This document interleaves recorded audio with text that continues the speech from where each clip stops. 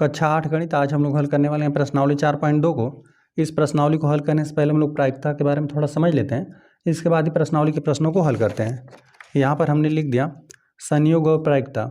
देखिए प्रायिकता होता क्या है, आप कोई भी घटना घटित होने वाला है उसके बारे में आप अनुमान लगाते हैं। मान लेते हैं कि आप जैसे आज का दिन ही है, अब उसके बारे में कोई अनुमान लगा रहा है कि आज वर्षा हो भी सकती है या वर्षा नहीं भी हो सकती है। इस प्रकार से कोई भी घटना घटित होने की क्या संभावनाएं रहेंगी, आप उसको संख्याओं के रूप में लिखेंगे। आप प्रायिकता ज्ञात किस प्रकार से करेंगे, एक घटना की प्रायिकता, घटना को बनाने वाले परिणामों की संख्या अंश में रखेंगे और हर में रख देंगे प्रयोग के परिणामों की कुल संख्या। तो इस प्रकार से कोई भी घटना रहेगा तो आप उसकी प्रायिकता ज्ञात कर लेंगे। मान लेते हैं कि कुल दिनों की संख्या 10 है, ठीक है, कुल 10 दिन है और 10 दिन में से एक दिन बरसात हो सकता है। तो इसके लिए प्रायिकता आप किस प्रकार से ज्ञात करेंगे, लिख देंगे यहाँ पे बारिश होने की प्रायिकता क्या होगा, यहाँ पे प्रयोग के परिणामों की कुल संख्या, तो कुल दिनों की संख्या 10 है, तो यहाँ पे 10 दिन में किसी भी दिन बारिश हो सकता है, तो लिख देंगे यहाँ पे बारिश होने की प्रायिकता और हर में लिख देंगे कुल दिनों की संख्या 10 रहेगा और 10 में से किसी एक दिन बारिश हो सकता है तो उसको आप अंश में रख देंगे, ठीक है। तो यहाँ पर देखिए मान लेते हैं ये आपका सिक्का ही हो गया। अब यहाँ पर जो यहाँ पे ऊपर रहता है इसे हेड बोलते हैं और इसका जो यहाँ पर पीछे का भाग है इसे टेल बोलते हैं, है ना, या फिर इसे चित्त भी बोल देते हैं और इसे पट बोल देते हैं। तो यहाँ पर मान लेते हैं इस सिक्कों को जब आप उछालेंगे ना तो यहाँ पर हेड बोल दीजिए या इसको चित्त बोल दीजिए। तो चित्त आने की क्या संभावना होगा, मान लेते हैं सिक्के को जब एक बार उछाला जा रहा है तो उसमें चित्त आने की क्या संभावना हो सकती है। तो देखिए कुल परिणाम इसमें क्या हो सकते हैं, कुल परिणाम या तो चित्त आ सकता है या फिर पट आ सकता है। अब देखिए इस प्रकार की घटनाओं को नहीं सम्मिलित करेंगे हम लोग। ऐसा नहीं होगा कि मान लेते हैं किसी ने सिक्का उछाला और इस प्रकार से खड़ा रह गया, है ना, तो इस प्रकार की संभावनाओं को हम लोग नहीं सम्मिलित करेंगे, ठीक है। या तो इसमें चित्त आना चाहिए या तो पट होना चाहिए। मान लेते हैं आपने कोई गेम ही खेला, तो गेम खेला तो या तो हारे या तो जीते, ठीक है। अब मैच को ड्रा होने वाले ऐसे संभावनाओं को हम लोग नहीं ले सकते हैं। जो भी संभावनाएं हैं वो संभावना एकदम क्लियर होना चाहिए। जैसे कभी कभी आप मैच देखते होंगे तो लोग बोलते होंगे कि 50-50 जीतने का चांस है। 50-50 जीतने का चांस है मतलब कोई अनुमान लगा रहा है, कोई भविष्यवाणी कर रहा है। 50-50 का मतलब कि आधा चांस है ना, आधा चांस है, या तो मैच जीत भी सकते हैं या तो हार भी सकते हैं, ठीक है। तो इसी प्रकार से आप अनुमान लगाते हैं। तो यहाँ पर जब आप सिक्के को एक बार उछालेंगे ना तो यहाँ पे चित्त आने की क्या संभावना होगा, इसके लिए आप इस प्रकार से प्रायिकता लिखेंगे कि यहाँ पे चित्त आने की संभावना। देखिए प्रयोग के कुल परिणामों की संख्या आप हर में रखेंगे, हर में क्या रखेंगे, यहाँ पर या तो चित्त भी आ सकता है या तो पट भी आ सकता है, तो इसको रखेंगे या तो चित्त या तो पट। इसके लिए मतलब हर में क्या होगा, दो घटनाएं घटित हो सकती हैं और पाना आप क्या चाहते हैं, चित्त। तो यहाँ पे दो में से कुल एक ही संभावना है, ठीक है, इसको 1/2 बोल देंगे। यहाँ पर यदि सिक्के को आप एक बार उछाल रहे हैं तो यहाँ पे चित्त आने की ही संभावना है 1/2, ठीक है। और यहीं पट आने के लिए भी होगा। यदि पट आने के लिए आप ज्ञात करना चाहते हैं तो यहाँ पर या तो यहाँ पर चित्त आ सकता है या फिर पट आ सकता है। तो यहाँ पर प्रयोग के कुल परिणामों की संख्या आप हर में 2 रखेंगे, ठीक है, या तो चित्त आएगा या तो पट आएगा। यहाँ पर पट के लिए भी क्या रखेंगे, एक ही है, ठीक है, 2 में से 1। तो यहाँ पर इसको पट आने की संभावना क्या होगा, मतलब पट आने की प्रायिकता क्या होगा, 1/2 हो जाएगा। इसी प्रकार से आपको कोई भी घटना का प्रायिकता ज्ञात करना रहेगा तो हम लोग ज्ञात करेंगे, ठीक है। प्रश्न आएगा तो हम लोग करेंगे भी। मान लेते हैं यहाँ पे एक पासा है, पासा पर कुल 6 अंकों का चिन्ह बना रहता है। यहाँ पर एक बिंदु है तो यहाँ पर 1 का चिन्ह है, मतलब यहाँ पे संख्या 1 दर्शाया गया है, और यहाँ पे 4 का चिन्ह है, मतलब 4 यहाँ पे बिंदु लगाया गया है, तो यहाँ पे यह 4 का चिन्ह है। तो इस प्रकार से 6 अंक लिखा रहता है इसमें। मान लेते हैं पासे को आपने एक बार उछाला तो इसमें से आप 1 आने की संभावना क्या है, 2 आने की संभावना क्या है, ठीक है, अंक 2 आने का क्या संभावना है। तो इसके लिए आप क्या करेंगे, इस पर कुल कितने, यह एक वर्ग होता है जिसमें कुल 6 फलक होता है ना, इसमें कुल यहाँ पे 6 तरीके से आ सकता है, या तो 1 आएगा, 2 आएगा, इस प्रकार से 1 से लेकर 6 तक होता है। तो यहाँ पर कुल घटित होने की घटनाओं की संभावना क्या है, 6 है, 6 को रखेंगे हर में। यहाँ पे संख्या 1 आने की या संख्या 2 आने की क्या संभावना है, ठीक है। मान लेते हैं संख्या 2 आने की क्या संभावना हो सकती है, तो यहाँ पे 6 में से एक बार ही 2 आएगा, ठीक है। इनमें से कोई एक संख्या की हम लोग बात कर लेते हैं। मान लेते हैं अपने पासे को एक बार उछाला, तो पासे को उछाला तो यहाँ पर चाहे उसमें से ना 6 में से कुल एक संभावना बनता है, 1 के लिए भी बनेगा और 2 के लिए भी बनेगा, ठीक है। यहाँ पे जब आप एक पासे को उछालेंगे तो उसमें से हो सकता है 1 भी आ जाए, 2 आ जाए, 3, 4, 5, 6, इस प्रकार से कोई भी आ सकता है।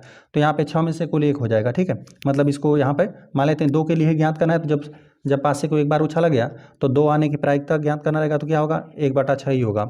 यदि मान लेते हैं पासे को एक बार उछाला गया तो संख्या 6 आने की क्या संभावना है, तो 6 में से कुल 1 संभावना होगा, है ना। अब ऐसा नहीं रहेगा कि आप इसमें उछाल रहे हैं और यहाँ पे 6 प्राप्त करने की संभावना तो अंश में 6 रखेंगे, है ना। इस संख्या को आप नहीं लिख देंगे, ठीक है। कुल परिणामों की संख्या 6 है और 6 में से यदि 6 को आप प्राप्त करना चाहते हैं तो इसकी कुल 6 में से 1 ही संभावना है ना। यहाँ पे 1/6 इसकी प्रायिकता, यहाँ पे किसी पासे को जब एक बार उछाला जाएगा तो यहाँ पे संख्या 6 आने की क्या संभावना है, क्या प्रायिकता है, तो 1/6 हो जाएगा।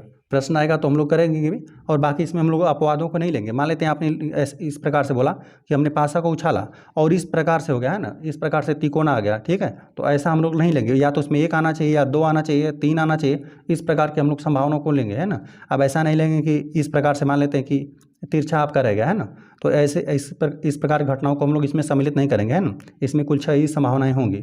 और मान लेते हैं, चलिए एक और हम एग्जाम्पल लेते हैं। मान लेते हैं कुल दिनों की संख्या 10 है, ठीक है, और 10 दिन में से यदि एक दिन आप बारिश की संभावना अनुमान लगाते हैं तो यहाँ पर उसकी प्रायिकता कितना हो जाएगा, 10 में से एक दिन। कुल दिनों की संख्या 10 है और 10 दिन में यदि एक दिन बारिश होने की संभावना है तो बारिश होने की प्रायिकता क्या हो जाएगा, 1/10 हो जाएगा, है ना। कुल दिनों की संख्या 10 है और 10 दिन में से एक दिन बारिश होने का संभावना बन रहा है, ठीक है, मतलब प्रायिकता हो रहा है, तो यहाँ पर इसकी प्रायिकता हो जाएगी 10 दिनों में से एक दिन बारिश होने का प्रायिकता हो जाएगा 1/10।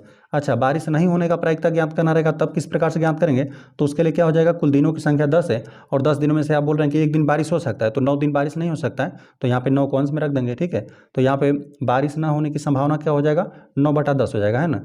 बारिश न होने की प्रायिकता 9/10, तो इसी प्रकार से रहेगा। और इसमें एक बात का आप और ध्यान में रखेंगे कि किसी भी घटना के घटित होने की प्रायिकता 1 से अधिक नहीं हो सकता।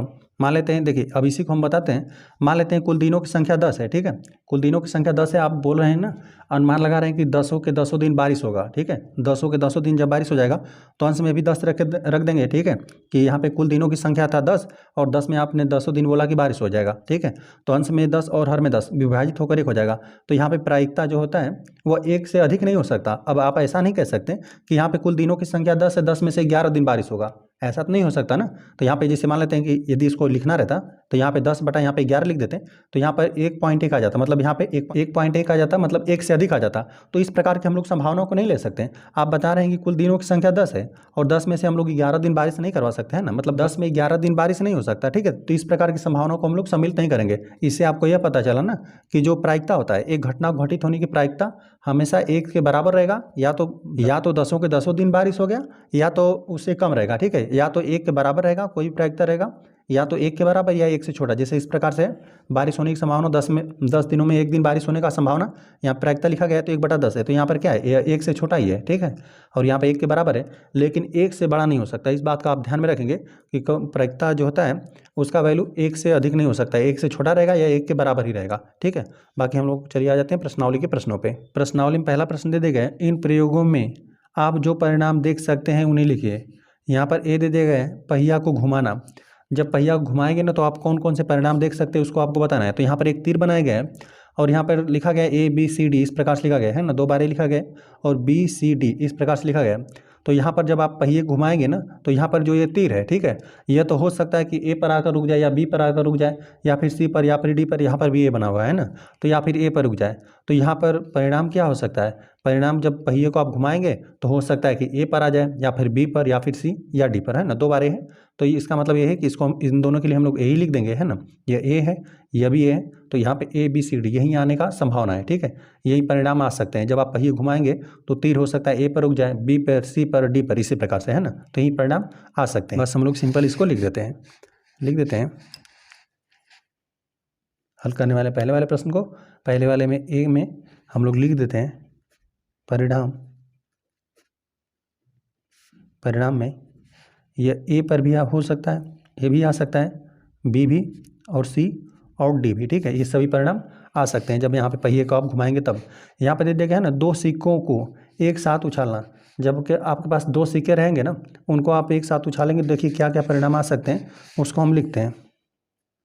जब आपके पास 2 सिक्के रहेंगे ना तो उसको आप उछालेंगे, देखिए किस प्रकार संभावना आएगा। एक साथ उछालेंगे ना तो हो सकता है एक पर हेड आ जाए, हेड का मतलब इसको, ठीक है, यहाँ पर ये हेड हो गया और इसको यस से कैपिटल एस से दिखाते हैं हेड, और यहाँ पे दूसरे पर टेल आ जाए, ठीक है।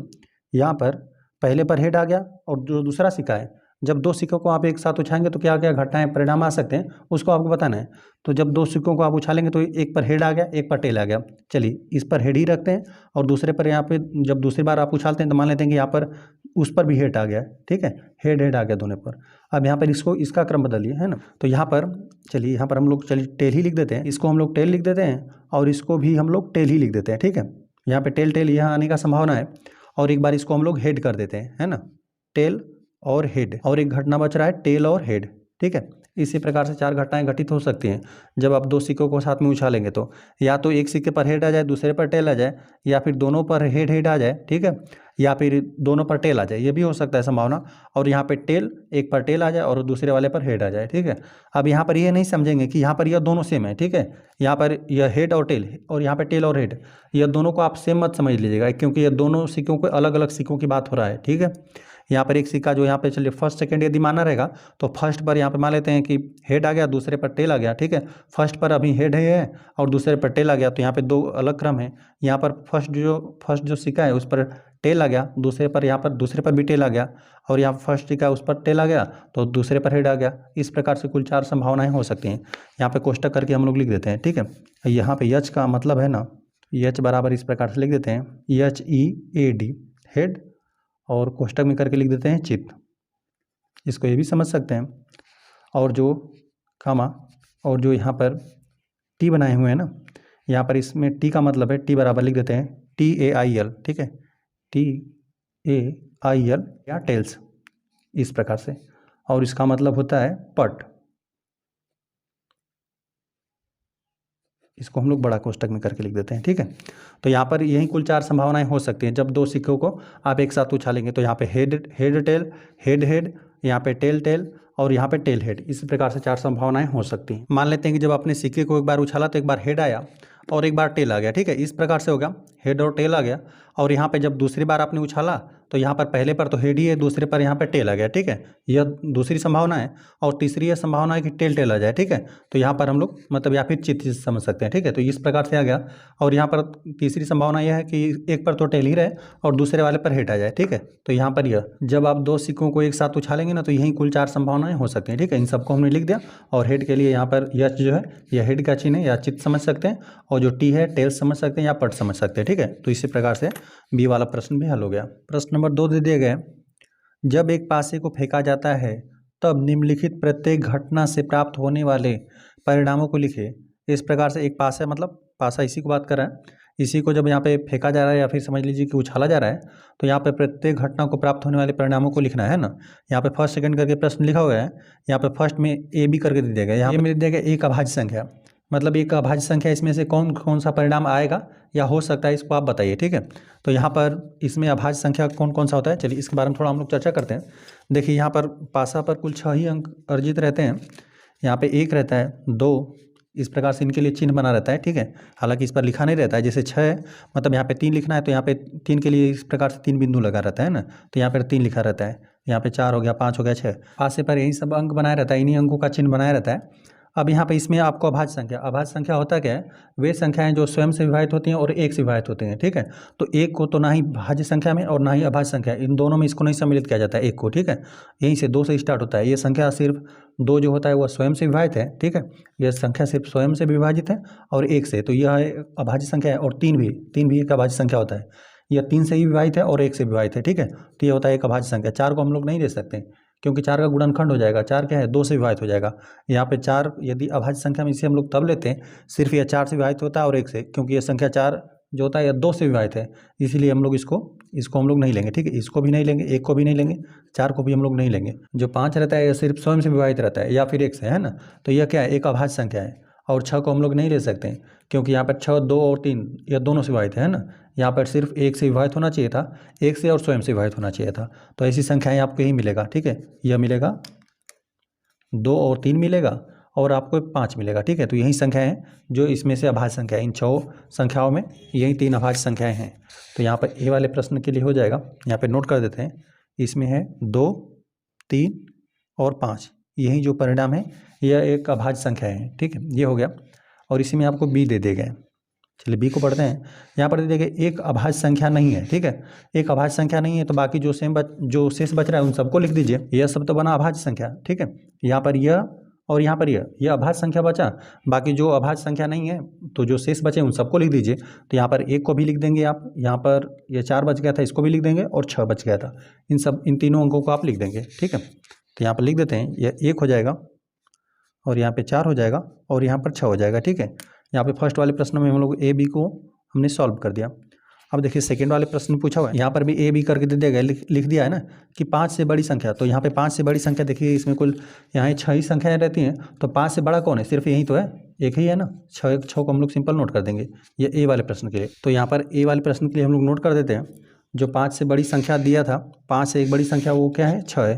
तो हम लोग सिंपल यहाँ पे 6 को नोट कर देते हैं। और आ जाते हैं बी पे। बी में पूछा हुआ है 5 से बड़ी संख्या नहीं है, 5 से बड़ी संख्या नहीं होना चाहिए, है ना। तो 5 से बड़ा तो यहाँ पर 6 ही है, बाकी इसको छोड़कर जो भी शेष है सबको ले लीजिए। यहाँ पे 5 से ये बड़ा है या 5 के बराबर भी हो सकता है या 5 से छोटा भी हो सकता है, ठीक है। तो यहाँ पर इन्हीं संख्याओं को आपको सम्मिलित करना है ना। जो 5 से बड़ा था उसको हमने ले लिया, जो 5 से बड़ा था वो 6 था, और यहाँ पे जो भी शेष बचा हुआ है ना वो सब क्या है? 5 से बड़ा नहीं है, ठीक है। ये 5 से बराबर है या 5 से छोटा ही है, ठीक है। यहाँ पर 5 से बड़ा यही था, सिर्फ 6 था, और यह सब क्या है? 5 से बड़ा नहीं है। 1 से लेकर यहाँ पे 5 तक इन सब को हम लोग नोट कर देते हैं। यहाँ पे ये 1 हो जाएगा, 2 हो गया, 3 4 5। यह सभी जो अंक है ये 5 से बड़े नहीं है, या फिर ये भी कह सकते हैं कि 5 के बराबर है या 5 से छोटे हैं या 5 से बड़े नहीं हैं। प्रश्न 3 दे दिया गया, ज्ञात कीजिए। यहाँ पर ए वाला प्रश्न पूछा हुआ है, प्रश्न ए के में सूचक के डी पर रुकने की प्रायिकता। देखिए प्रायिकता हम लोग ज्ञात करना है, यही सूचक दे दिया गया, यहाँ पर इसी को घुमाना है। तो यहाँ पर डी पर रुकने की क्या प्रायिकता हो सकती है, क्या संभावनाएं हो सकती हैं? तो हमने बताया कि इस प्रकार से प्रायिकता ज्ञात करने के लिए देखिए यहाँ पर हमने लिखा था, यहाँ पे एक घटना की प्रायिकता। तो यहाँ पे लिखा है अंश में आपको यही लिखना है, घटना को बनाने वाले परिणामों की संख्या को अंश में रखना है और हर में प्रयोग के परिणामों की कुल संख्या को आपको हर में रखना है ना। तो देखिए यहाँ पर जब आप घुमाएंगे ना, तो यहाँ पर घटना घटित होने की कुल परिणामों की संख्या क्या है? या तो उसमें ए भी आ सकता है ना, सुई आकर इस पर भी रुक सकता है, बी पर भी, सी पर भी, डी पर भी, या इस ए पर भी, है ना। ए की संख्या यहाँ पर 2 दे दिया गया है ना, या तो इस पर रुकेगा या फिर इस पे, मतलब इस प्रकार से कुल 5 संभावनाएं हो सकती है, ठीक है। यहाँ पे परिणामों कुल संख्या कितना है? 1 2 3 4 5, इन पर सुइयाँ आकर रुक सकती हैं। तो यहाँ पे कुल परिणामों को यहाँ पर आप रख देंगे 5 को हर में, और यहाँ पर आपको चाहिए क्या? डी पर रुकने के। तो यहाँ पे डी केवल एक ही है ना, तो यहाँ पे डी के लिए क्या लिख देंगे? 1 लिख देंगे। तो डी की प्रायिकता कितना आपको प्राप्त हो जाएगा? 1/5, है ना। प्रयोग के कुल परिणामों की संख्या को आपको हर में रखना है, और घटना में जो भी आपको प्राप्त करना है उसको आपको अंश में रख देना है ना। घटना को बनाने वाले परिणामों की संख्या मतलब डी को प्राप्त करने का जो परिणामों की संख्या है वो क्या है? केवल 1 है, ठीक है। तो यहाँ पर 1/5 आपको प्राप्त होगा, ठीक है। तो सिंपल इसको हम लोग नोट कर देते हैं, लिख देते हैं, सूचक के डी पर रुकने की प्रायिकता घटित होने वाले कुल परिणामों की संख्या यहाँ पर हर में रख देंगे 5 को, और डी को आप प्राप्त करना चाहते हैं तो यहाँ पे डी को घटित होने की संभावना क्या है? 1 है ना। 5 में से एक ही बार क्या आ सकता है? डी आ सकता है। तो यहाँ पर 1 लिख देंगे अंश में, 1/5 है ना। यहाँ पे सूचक के डी पर रुकने की प्रायिकता कितना है? 1/5। प्रश्न बी पूछा हुआ है, अच्छी प्रकार से फेंटी हुई 52 ताशों की एक गड्डी में से एक इक्का प्राप्त करने की प्रायिकता। तो देखिए ताश आपका कुछ इसी प्रकार से रहता है, ठीक है। ताश में कुल पत्तों की संख्या की बात करें तो कुल 52 पत्ते होते हैं। यदि इसमें से आप इक्का प्राप्त करना चाहते हैं ना, तो इक्का देखिए इसी को बोलते हैं, ठीक है। जिस पर ए बना रहता है वही होता है इक्का। तो ताश की जो भी गड्डी रहता है ना, तो उसमें कुल 4 इक्का होता है, ठीक है। एक यहाँ पर हम आपको निकाल कर दिखाते हैं, ठीक है। तो इस प्रकार से जब भी आप अच्छी तरह से फेंट देंगे तो एक इक्का एक आपको यहाँ पर मिलेगा, यहाँ पर यह मिला दूसरा, ठीक है। यहाँ पर आपको हम निकाल कर दिखाते हैं, यहाँ पे एक मिला यहाँ पे और एक मिला यहाँ पे। इस प्रकार से कुल 4 ही इक्का रहेगा, है ना। इसे क्या बोलते हैं? यह हुकुम का है, यह चिड़ी का इक्का है, ठीक है। यह चिड़ी का, और यह है ईंट का, और यह है पान का, ठीक है। इसके लिए चलिए हम थोड़ा सा बताते हैं इसके बारे में। जैसे देखिए यहाँ पर इन चारों इक्कों को हमने निकाल दिया ना, तो एक बार हम आपको बनाकर दिखाते हैं। जैसे यहाँ पर यह हुकुम का हो गया, है ना। जो यहाँ पर इस प्रकार से चिन्ह बना रहेगा ना, यहाँ पर बना देते हैं, यह इस प्रकार से कुछ बना हुआ है, ठीक है। यह है, इसे बोलते हैं हुकुम, ठीक है। यह हुकुम का है, यह पूरी तरह से कलर रहेगा, इसकी हम बात करें। और जो यहाँ पर हर्ट बना हुआ है ना, इस प्रकार से हम बना देते हैं। तो देखिए इसी प्रकार से चिन्ह बना रहता है, यह हुकुम का रहता है, और इसे बोलते हैं पान का, पान बोलते हैं। इसे बोल देते हैं चिड़ी, इसे बोल देते हैं ईंट, ठीक है। और इस प्रकार से इसमें भी कुल 13 पत्ते रहते हैं, है ना। यहाँ पे एक ए लिख देते हैं, इक्का बोलते हैं, इसे बादशाह बोल देते हैं। और यहाँ पे क्यू बना रहता है उसे बेगम बोल देते हैं, और जे बना रहता है उसे जैक आप बोल देंगे, या फिर इसे आप गुलाम भी बोल सकते हैं, ठीक है। ये ए से होता है इक्का, और यहाँ पे के रहता है वो होता है बादशाह, ठीक है। और यहाँ पे क्यों होता है, ये होता है बेगम, ठीक है, और जे होता है, इसे आप गुलाम बोल देंगे। और फिर यहाँ पे ये हो गया जे, फिर यहाँ पे होता है 10, 10 रहता है, 10 हो गया, फिर 9 हो गया, फिर 8, 7, 6, इस प्रकार से करके ना फिर यहाँ पर आपको 2 तक बना रहता है, ठीक है। इस प्रकार से चलिए बनाना लिखना रहेगा तो लिख देते हैं हम लोग। 8 हो गया, 7 हो गया, 6 हो गया, 5, 4, फिर 3 और फिर 2। और याद रखेंगे कि इसमें फिर एक नहीं रहता है, ठीक है। एक के लिए फिर यहाँ पे 1 का से स्टार्ट होता है। देखिए यहाँ पे 1, 2, 3, 4, 5, 6, 7, 8, 9, 10, 11, 12, 13, ठीक है। इस प्रकार से कुल 13 रहेगा, है ना। 13 यहाँ पे हुकुम के रहेंगे, ठीक है, और यहाँ पे 13 पान के, इसी प्रकार से इसमें भी रहेगा 1 का, ठीक है, जैसे यहाँ पर पान का है, ठीक है। तो यहाँ पर फिर यहाँ पे पान का भी बादशाह रहेगा, फिर यहाँ पे बेगम रहेगा, फिर यहाँ पे गुलाम रहेगा, ठीक है, फिर 10, 9, इसी प्रकार से इसमें भी रहेगा, ठीक है। और इसी प्रकार से चिड़ी में भी आपको मिलेगा, और उसी प्रकार से आपको इसमें भी मिलेगा, ठीक है, इसमें भी रहेगा। और यहाँ पे 1 के क्यों जे, यहाँ पर भी फिर 10, 9, 8, 6, फिर यहाँ पे 2 तक, ठीक है। तो यहाँ पे कुल 13 इसके हुकुम के पत्ते रहेंगे, और 13 यहाँ पे पान के, और 13 यहाँ पे चिड़ी के, और 13 यहाँ पे ईंट के, ठीक है। और इन सबको जब आप जोड़ेंगे 13 चौका 52, कुल 52 पत्ते होते हैं ताश में। तो थोड़ा सा हमने यहाँ पे ताश के बारे में हमने समझ लिया। यहाँ पर यदि बादशाह को दिखाना रहेगा तो हम बादशाह को दिखा देते हैं, यह बादशाह है जो कि पान का है, ठीक है। और यदि किसी यहाँ पर देख लीजिए, यहाँ पर यह क्या है, बेगम है, यह बेगम है पान का, ठीक है, यह है बादशाह चिड़ी का, ठीक है। इसी प्रकार से रहता है ताश में। यदि इसकी बात करेंगे तो ये क्या है, 10 है यहाँ पे, यह चिड़ी का, ठीक है, चिड़ी का इसे 10 इस प्रकार से बोल देते हैं, या फिर धला भी लोग इसी प्रकार से बोलते हैं इसको। तो यही होता है, ताश के बारे में हमने बेसिक जानकारी प्राप्त कर लिया। अब इस देखिए यहाँ पर हमने आपको यह दिखाया ना कि कोई भी पत्ता रहेगा, यहाँ पे एक ही की बात करेंगे या फिर बादशाह यहाँ पर या बेगम की, तो यहाँ पे 4-4 पत्ते रहते हैं, ठीक है। कोई भी ताश की गड्डी रहेगा ना तो उसमें देखिए एक की बात करेंगे ना, एक्का की बात करेंगे तो यहाँ पे कुल 4 एक्के रहते हैं, ठीक है। एक यहाँ पे हुकुम का मिलेगा, एक पान का, एक चिड़ी का, एक ईंट का, ठीक है। तो यहाँ पे इस घटना में यदि ताश को आप अच्छी तरह से फेंट लेंगे ना तो इसमें 52 पत्ते रहते हैं, ठीक है। तो यहाँ पे एक का आने की क्या संभावना होगा, प्रायिकता में हम लोग इसको ज्ञात करेंगे। तो किस प्रकार से ज्ञात करेंगे, देखिए ताश में कुल 52 पत्ते रहते हैं, ठीक है, ये कुल 52 पत्ते हैं, तो 52 को हम लोग हर में रखेंगे, ठीक है। यहाँ पर घटित होने की सभी घटनाओं की संभावना क्या है, यहाँ पे 52 है, ठीक है। और 52 में से हम लोग को चाहिए क्या, एक का, तो एक का की संख्या कितना है, 1, 2, 3, 4, 4 एक का है, तो यहाँ पे इसको अंश में रख देंगे 4 को, ठीक है। एक का चाहिए आपको ना, तो यहाँ पर हम लोग रख देते हैं 4। केवल हम लोग 1 नहीं लिख सकते, क्यों, क्योंकि यहाँ पर एक को की संख्या 4 होता है। जब ताश की गड्डी को आप फेंट लेंगे अच्छी तरह से ना तो उसमें 52 पत्तों में से 4 बार यह संभावना है कि एक का आने की संभावना है, ठीक है, क्योंकि यहाँ पर एक की संख्या क्या है, 4 है।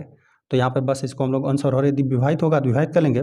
यहाँ पे अंश और हर ना 4 से विभाजित है, ठीक है, 4 एकम 4, और हर को जब 4 से भाग देंगे तो 4 एकम 4, एक बार भाग चला जाएगा, और फिर यहाँ पर बचा हुआ 1 और 2, ठीक है, 5 में 4 घटा देंगे तो 1 बचेगा, 1 और 2 12, तो फिर 4 3 12, 1/13, यही है प्रायिकता है, यही है संभावना का प्राप्त करने के लिए। लिख देते हैं 52 ताशों की एक गड्डी, या फिर चलिए इसको हम लोग काट देते हैं, 52 ताशों की एक गड्डी में से एक इक्का प्राप्त करने की प्रायिकता क्या हो जाएगा, इसको हमने बताया किस प्रकार से हमने ज्ञात किया, 1 आपको 13 प्राप्त होगा। और ये ज्ञात हमने किस प्रकार से किया, 52 को हमने हर में रखा था, अंश में हमने 4 रखा था, क्योंकि एक की संख्या 4 हो रहा था, तो अंश और हर को हमने 4 से विभाजित कर दिया। तो इस प्रकार से विभाजित करने पर हमें कितना प्राप्त हुआ, 1/13 प्राप्त हुआ। 52 ताशों की एक गड्डी में से एक इक्का प्राप्त करने की प्रायिकता क्या है, संभावना क्या है, 1/13 है। प्रश्न सी दिया हुआ है, एक लाल सेब प्राप्त करने की प्रायिकता दी हुई आकृति को देखिए। तो यहाँ पे आकृति दे दिया गया है वृत्त बना के, यहाँ पे जी दे दिया गया है, जी मतलब यहाँ पे ग्रीन सेब के लिए दिया है, ठीक है, यहाँ पे ग्रीन दे दिया गया, आर दे दिया गया रेड, लाल सेब के लिए। तो यहाँ पे लाल सेब प्राप्त करने की प्रायिकता, ठीक है। तो लाल सेब देख लीजिए, यहाँ पर एक यह है लाल सेब, और यहाँ पर एक यह लाल सेब है, और यहाँ पर ये एक लाल सेब है, ठीक है, यह रेड है, और यहाँ पर रेड है, बाकी यहाँ पर ये 3 ग्रीन है ना। तो यहाँ पर हम लोग प्रायिकता ज्ञात करेंगे, तो हर में रखते हैं यहाँ पर कुल संभावना है, ठीक है, कुल घटित होने की क्या संभावना है। तो यहाँ पर देख लीजिए, सबके यहाँ पे जब हर में रखेंगे तो सभी घटनाओं को आप ले लीजिए, है ना, कि क्या क्या उसमें से आ सकता है, ठीक है। तो यहाँ पे 1 2 3 4 5 6 7, ठीक है, यहाँ पे 3 3 6 7, यहाँ पे कुल घटनाओं घटित होने का कुल परिणाम कितना है 7 है, तो 7 को हमने हर में रख दिया। इसमें से लाल आने का क्या संभावना है, मतलब लाल सेव आने का क्या संभावना है, तो यहाँ पे लाल सेवों की संख्या कितना है 1 2 3 4, तो यहाँ पर इसको 4 को हमने अंश में रख दिया। ठीक है, तो यहाँ पर आपको 4/7 प्राप्त हुआ। ठीक है, सिंपल इसको हम लोग लिख देते हैं। एक लाल सेव प्राप्त करने की प्रायिकता 4/7 प्राप्त हो रहा है। लिखते हैं एक लाल सेब प्राप्त करने की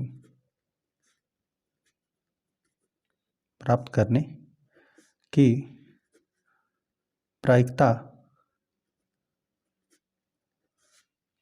आपको कितना मिला था, घटित होने वाली कुल घटनाओं की संख्या 7 था और 7 में से 4 बार सेव आ सकता है। ठीक है, तो यहाँ पर इसकी प्रायिकता बना 4/7।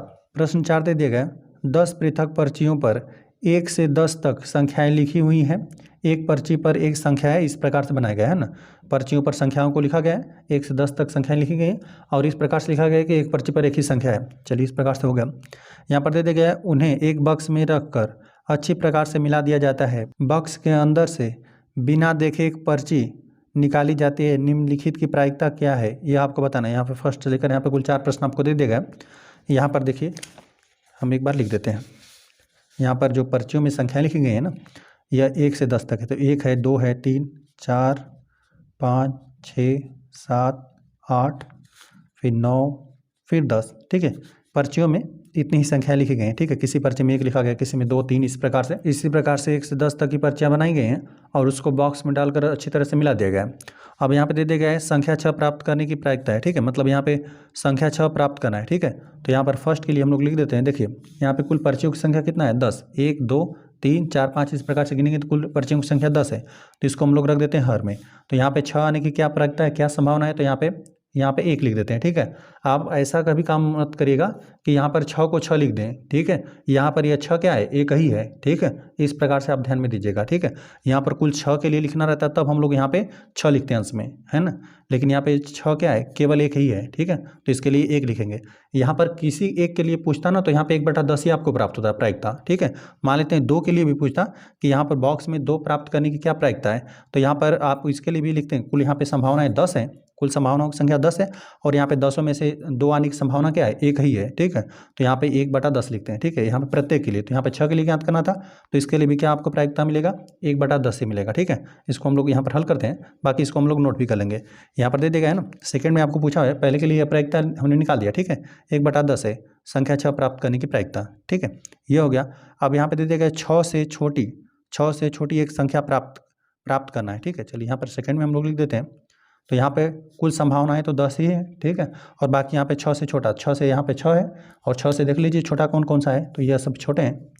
तो यहाँ पे 6 से यहाँ पे छोटी संख्याओं की जो पर्चियाँ हैं यह कुल 5 हैं, तो इसको रख दीजिए अंश में।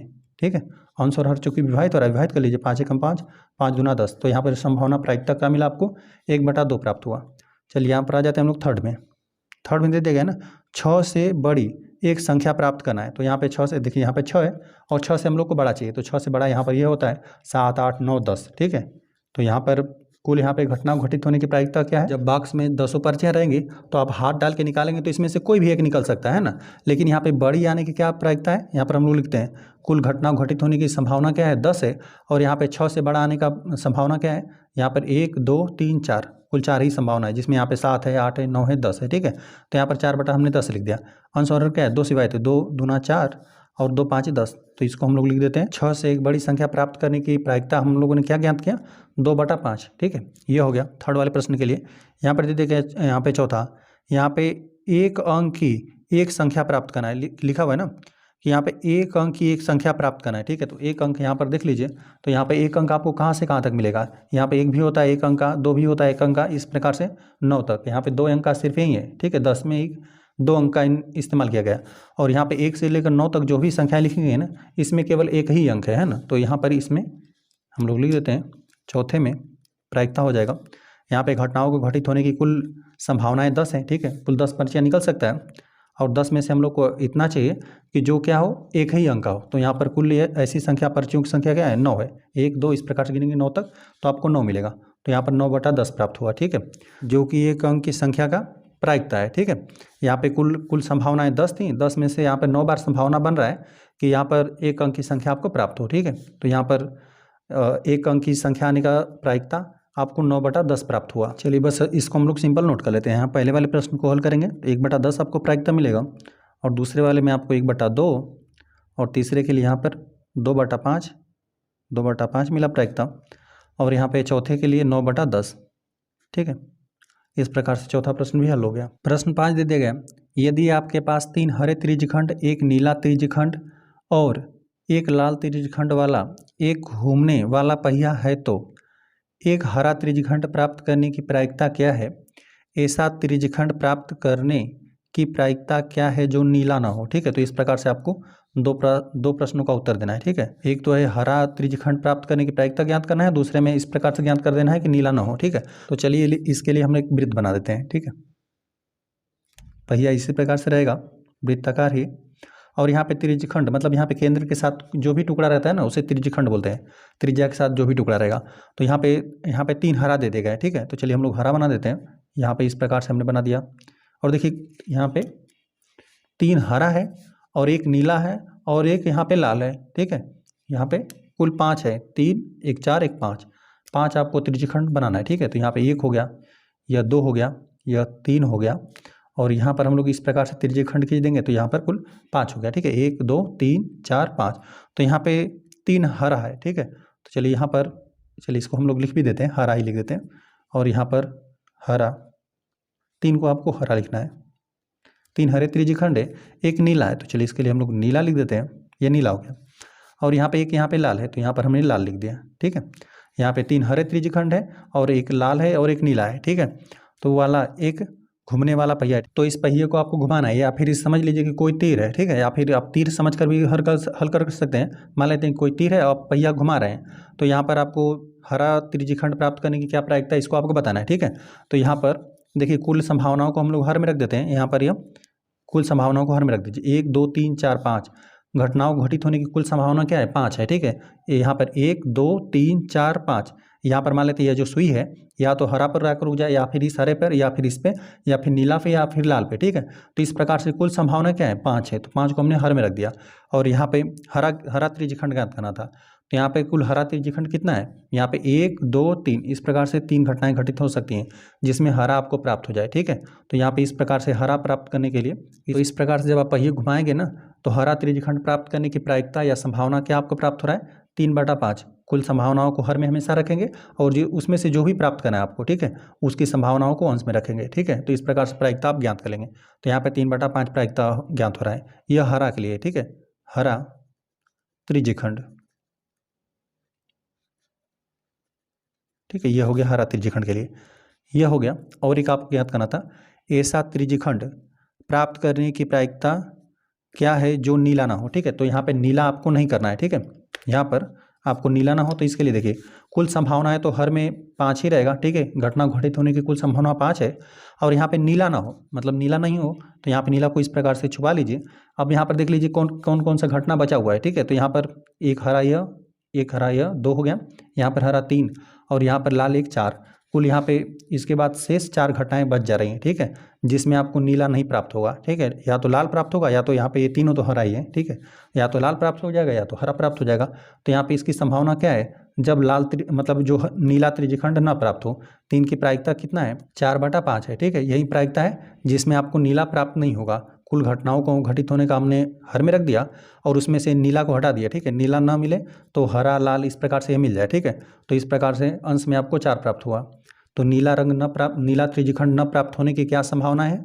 4/5। समझने को समझ लिया हमने, बस सिंपल इसको हम लोग नोट कर देते हैं, लिख देते हैं। हल करने वाले हम लोग 5वें प्रश्न को, 5वें में पहले हम लोग को हरा त्रिज्यखंड चाहिए था, लिख देते हैं हरा त्रिज्यखंड प्राप्त करने की प्रायिकता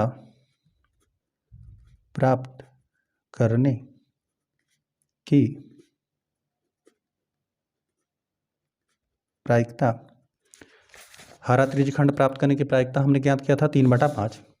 यहाँ पे कुल घटनाओं की संख्या 5 है, 5 में से 3 बार ऐसी घटनाएं घटित हो सकती हैं जिसमें आपको हरा त्रिज्यखंड प्राप्त हो जाए। तो यहाँ पे 3/5 आपको ज्ञात हुआ था। एक यह ज्ञात करना था, और दूसरे में नीला ना हो, लिख देते हैं एक ऐसा त्रिज्यखंड त्रिज्यखंड, एक ऐसा त्रिज्यखंड प्राप्त करने की प्रायिकता जो नीला न हो, चलिए नीला न हो, बराबर, चलिए यहाँ पर हम लोग लिख देते हैं नीचे, यहाँ पर 5 में से, इसको हमने ज्ञात किया था 5 में से 4। इस प्रकार से आपको एक ऐसा त्रिज्यखंड प्राप्त होगा जो नीला नहीं रहेगा। एक ऐसा त्रिज्यखंड प्राप्त करने की प्रायिकता जो नीला ना हो 4/5 है। ठीक है, यहाँ पर आपको त्रिज्यखंड लिखना था। ठीक है, त्रिज्यखंड ये हो गया। तो इस प्रकार से पहले प्रश्न के लिए आपको एक हरा त्रिज्यखंड प्राप्त करने की प्रायिकता हमने 3/5 ज्ञात किया, और एक ऐसा त्रिज्यखंड जो नीला ना हो, इस प्रकार से आपको इसकी प्रायिकता 4/5 प्राप्त हुआ। तो यहाँ पर 5वां प्रश्न हल हो गया। प्रश्न 6 दे दिया गया। प्रश्न 2 में दी हुई घटनाओं की प्रायिकता ज्ञात कीजिए। तो यहाँ पर प्रश्न 2 में देख लेते हैं कौन सी घटनाएं दे दी गई हैं। तो यहाँ पे प्रश्न 2 यही दे दिया गया था, जब एक पासे को फेंका जाता है तब निम्नलिखित प्रत्येक घटना से प्राप्त होने वाले परिणामों को लिखिए। तो यहाँ पर ए में आपको यही लिखना है, मतलब इस प्रकार से आपको ज्ञात कर देना है कि एक अभाज्य संख्या प्राप्त करने की आपको प्रायिकता ज्ञात करना है। ठीक है, तो यहाँ पे इसका तो हल हमने ज्ञात किया। ठीक है, दूसरे वाले प्रश्न के लिए यहाँ पर देखिए, यहाँ पर फर्स्ट सेकंड थर्ड, मतलब यहाँ पे फर्स्ट में ए बी करके दे दिया गया था, तो इनका हल हमने ज्ञात कर दिया है। सेकंड में भी ए और बी का हल हमने ज्ञात कर दिया है, और बस इसका आपको प्रायिकता में बदल लेना है। तो चलिए हम लोग इसको पुनः फिर से करते हैं। यहाँ पर देखिए, एक पासे पर कुल 6 ही संख्याएँ लिखी रहती हैं। यहाँ पे 1 बना रहता है, 2 इन सब का चिन्ह बना रहता है, 2 3 4 5 और 6। ठीक है, यही है, संख्याएँ बनी रहती हैं। अब यहाँ पे ए वाले प्रश्न को हल करते हैं। यहाँ पर जो फर्स्ट है इसमें ए हो जाएगा, इसके लिए एक अभाज्य संख्या, तो एक अभाज्य संख्या इसमें से कौन था, इसको हम लोगों ने हल भी किया था।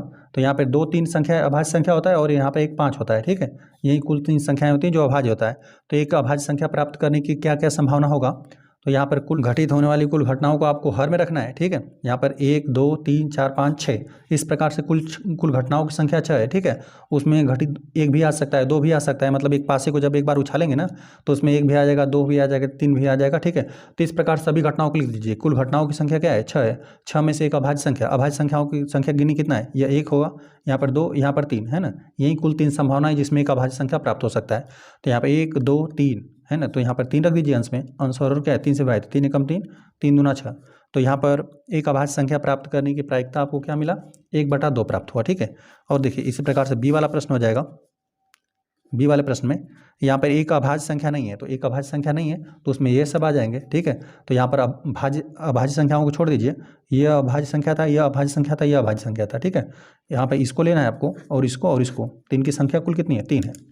तो यहाँ पे घटनाओं घटित होने की कुल संभावनाएं 6 है, और उसमें से आपको एक ऐसी संख्या लेना है जो अभाज्य संख्या ना हो। तो उसमें 1 है, 2 है, 3 है, मतलब 1 है और 4 है और 6, तो इनकी सिर्फ आप संख्या गिनिए, इनकी संख्या कितना है, 1 2 3। तो यहाँ पर 3 को अंश में रख दीजिए। तो यहाँ पे 3/6, मतलब अंश और क्या है, 3 से विभाजित है, 3 एकम 3, 3 दूना 6। तो यहाँ पर प्रायिकता आपको मिला, एक अभाज्य संख्या नहीं हो, इसकी प्रायिकता आपको मिला 1/2।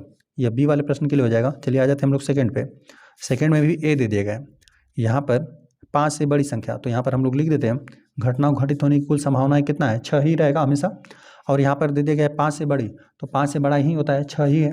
ठीक है, तो यहाँ पे केवल एक आप लिखेंगे, ऐसा नहीं कि आप 6 लिख देंगे, संख्यात्मक हमेशा मान लिखिएगा। तो यहाँ पे 6 आने की संभावना क्या है, केवल 1 है, तो यहाँ पे 1 लिखेंगे, यह 1/6 आपको प्राप्त हुआ। ठीक है, ये हो गया, और यह हो गया ए के लिए।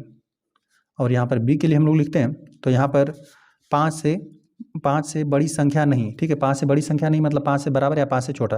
तो यहाँ पे 5 से बड़ा तो ये था, बाकी सबको ले लीजिए। ठीक है, तो यही कुल 5 संख्याएं बन रहा है।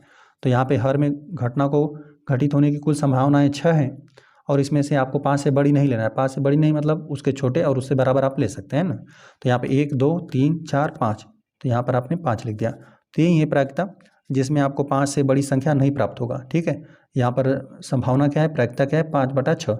बस इन सबको हम लोग नोट करते हैं, लिख देते हैं। एक अभाज्य संख्या प्राप्त करने की प्रायिकता,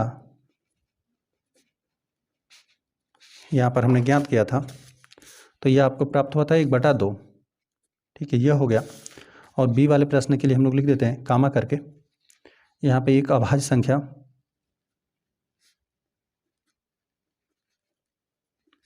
संख्या नहीं प्राप्त करने की प्रायिकता, यहाँ पर भी आपको 1/2 ही प्राप्त हुआ था, 1/2 कामा। अब यहाँ पे 5 से बड़ी, यहाँ पे लिख देते हैं 5 से, यहाँ पर ये 5 है, 5 से बड़ी एक संख्या प्राप्त करने, 5 से बड़ी एक संख्या प्राप्त करने की प्रायिकता। तो यहाँ पर हम लोग को ज्ञात हुआ था 1/6। ठीक है, अब लास्ट है यहाँ पे 5 से बड़ी संख्या